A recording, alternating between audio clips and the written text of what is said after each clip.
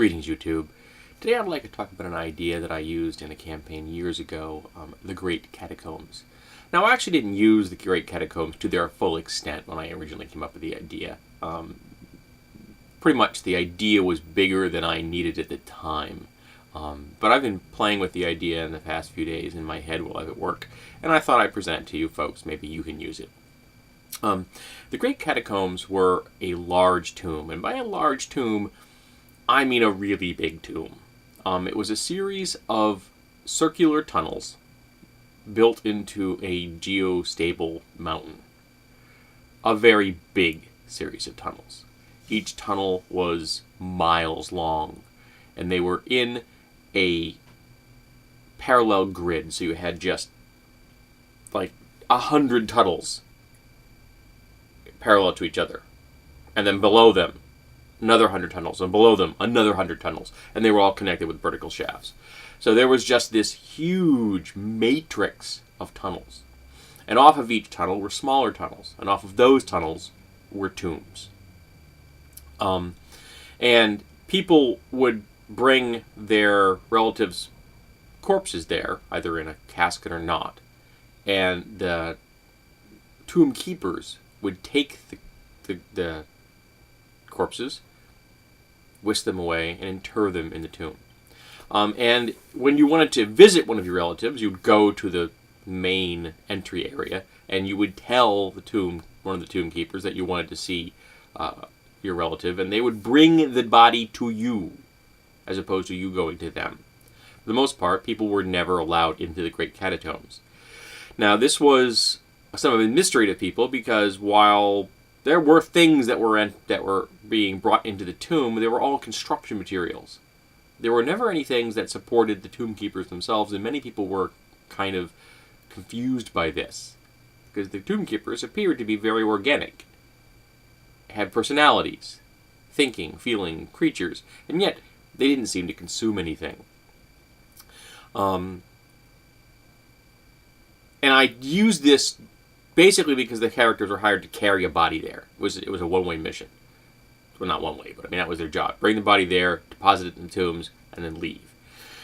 And their main interaction with the tomb was with Rut and Westy. Now, a side note of Rut and Westy. Rut and Westy were some affable fools that I had as NPCs, and I loved Rut and Westy. They were just these goofy characters, these happy-go-lucky individuals that worked in the largest tomb in the known universe.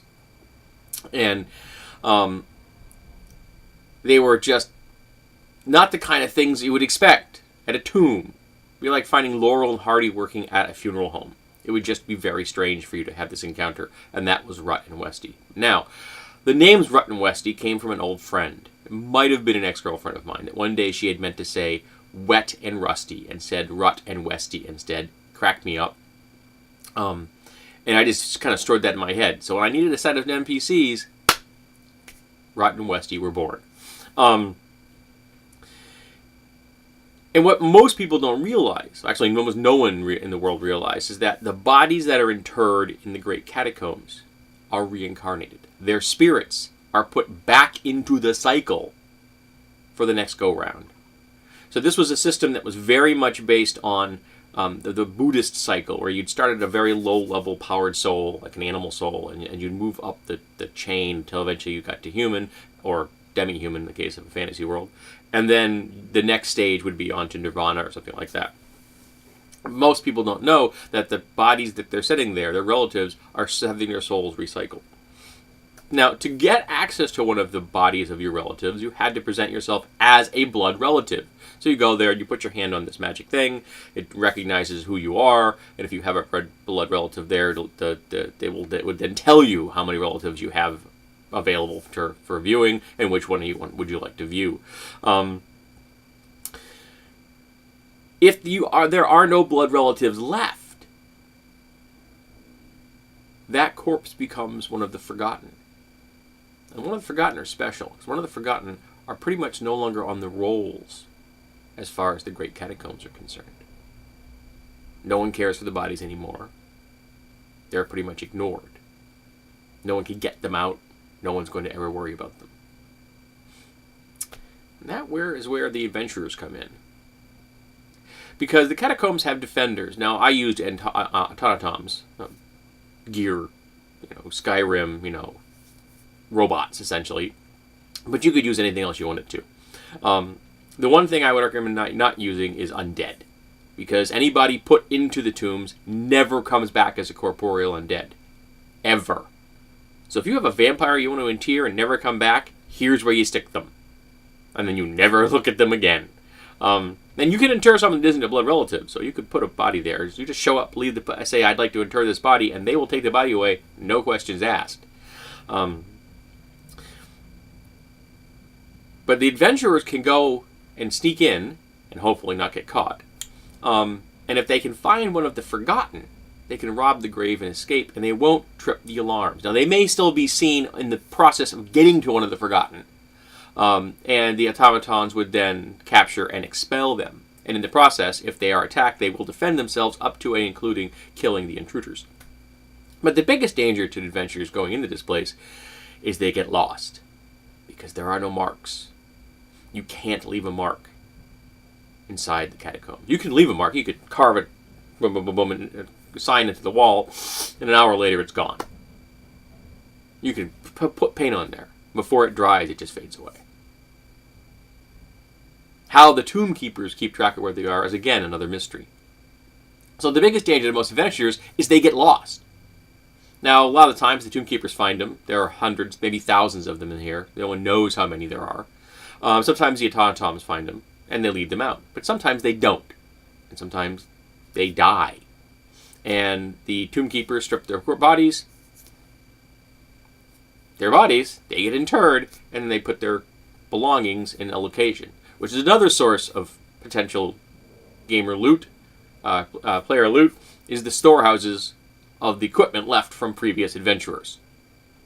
Maybe you guys are sent there to go find the equipment belonging to a long-lost relative, or a specific item that somebody knows about that was lost in here because the adventurers did not get themselves out in time before they died.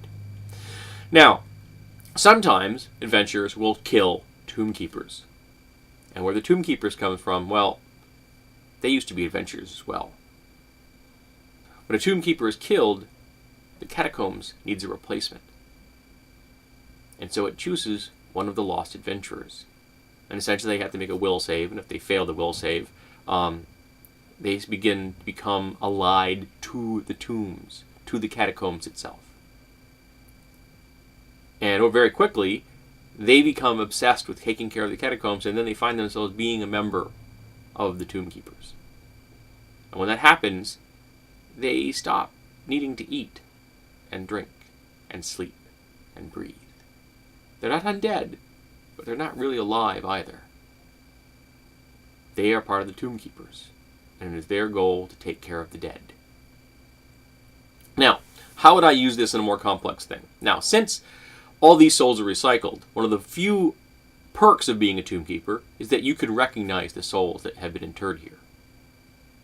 So if someone comes here and they find an adventurer, they will frequently begin to refer to that person by the original name they had. So if, say, for example, the person that was originally interred here had been a pet rat named Squiggles, if they encounter some big burly fighter who has been, this is their 6th or 7th or 8th cycle of reincarnation, they would refer to this person as Squiggles, because that's the person's name, whether they realize it or not, because that was their original soul. And they will be thoroughly confused when Squiggles wants to be called something else. Ways you could use this. Kind of like, where's that? Tormented, the Planescape video game where you woke up in the morgue. You could do that kind of a concept. An individual character playing a one-on-one game wakes up here, and doesn't know why. They were reincarnated, but somehow it got screwed up. So instead of being reincarnated as a baby, they get themselves reincarnated in the body of a dead adventurer. So they are a personality. They think they're a personality. They have the whole backstory in their head that the player created for that character, but they're in the wrong body, and they don't realize that they have their reincarnated soul stuck inside the catacombs.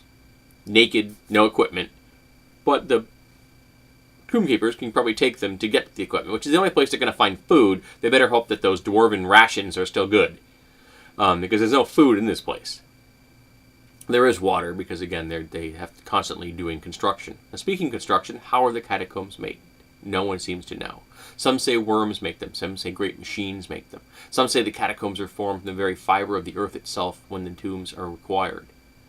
But they're circular, so they need to be certain modifications made to create the rails and things that allow them to move the coffins and the sarcophagi and such from place to place. Because some people are just interred here in simple wrappings, and some are put in big stone things, like the dwarves like that kind of stuff, and some of the kings do. And who uses this? Does everybody use it? Do all people come here? Or is it only certain people? Is it a cultural or a social thing? Do the dwarves never come in your campaign? Do the elves never come? So that they're never represented in this place? Is that why the elves were immortal? Because they never recycle. They never are reincarnated. Who knows? What happens if the first elf is put here? You can do a whole lot with this idea. I didn't really use it to the depth I could have because it just didn't have that spot in my campaign. It was a destination. It was kind of a MacGuffin. They went there, they dropped something off, and it just drove the plot, basically. And it was a nice encounter between Rut and Westy. But you could use this in a great deal more depth with the background of how the tombs were created in your world, how the catacombs came to be, and the people interacting with it. Are they robbers here? Are they trying to find the forgotten? Are they looking for a specific item fallen off a body of an adventurer 100 years ago? They find out that, oh crap, the map that used to belong to Uncle Matthias is now stuck in the storehouses of the catacombs.